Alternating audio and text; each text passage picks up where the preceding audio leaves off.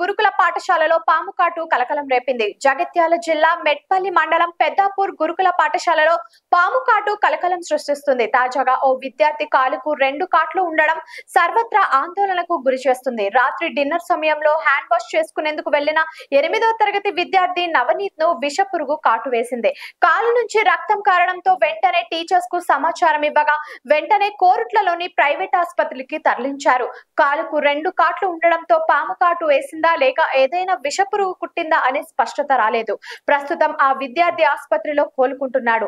Doctor మాత్రం ఏమి కాటు వేసిందో స్పష్టత లేదని, గతంలో జరిగిన ఘటనలు దృష్టిలో పెట్టుకుని స్నేక్ బైట్ గా అనుమానిస్తూ చికిత్స అందిస్తున్నామని తెలిపారు. తాజా ఘటనతో విద్యార్థుల పేరెంట్స్ ఆందోళన చెందుతున్నారు. ఈ రోజు పెద్దాపూర్ క్యాంప్ నుంచి ఒక 40 మినిట్స్ ముందట చైల్డ్ వచ్చాడు విత్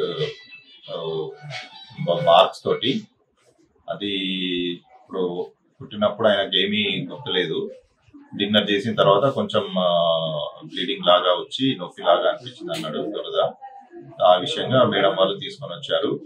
ఇప్పుడైతే వైటల్స్ అన్ని స్టేబుల్గానే ఉన్నాయి. బీపీ, సాచురేషన్స్, హార్ట్ రేట్ అంతా నార్మలే ఉంది.